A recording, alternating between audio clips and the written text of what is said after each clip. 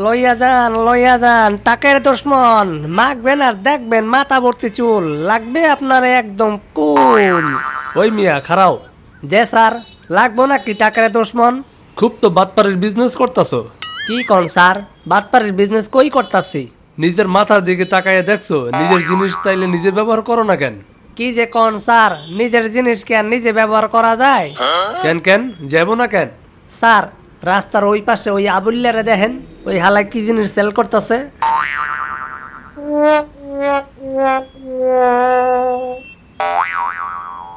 ওই লোক তো মেয়েদের ড্রেস বিক্রি করে, কিন্তু তোমার মতো তো আর বাটপাড়ির বিজনেস করে না। স্যার, হয়তো মাইয়া গো ড্রেস ব্লাউজ ব্রা বিক্রি করে, তাই কেউ আর নিজের জিনিস ব্যবহার করতে পারে। এর লেগে স্যার আমিও নিজের জিনিস নিজে ব্যবহার করতে পারি না।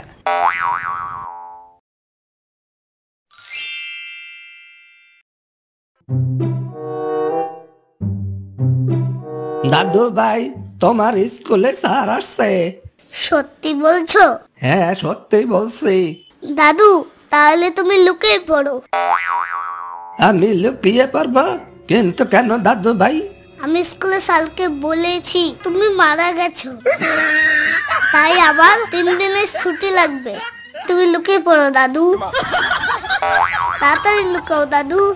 এ কেমন নাতে দিলা আল্লাহ মারে।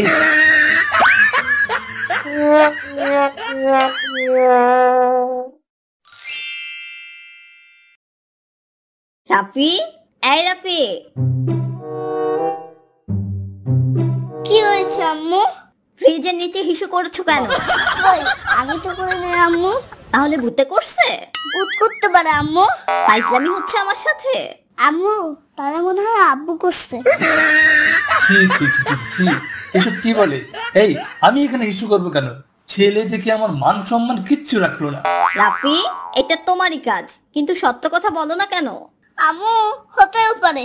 কালকে তুমি রাতে হিসু করতে চেয়েছিলে না? কালকে আমি যখন ইস্যু করতে এসেছি, তখন দেখি বাথরুমের দরজা খুলতেই লাইট জ্বলে গেছে। ওরে দুষ্ট, তার মানে তুমি ফ্রিজকে বাথরুম মনে করে হিসি করছো? হায় রে, পুরো ফ্রিজটাকে গন্ধ করে ফেলছে।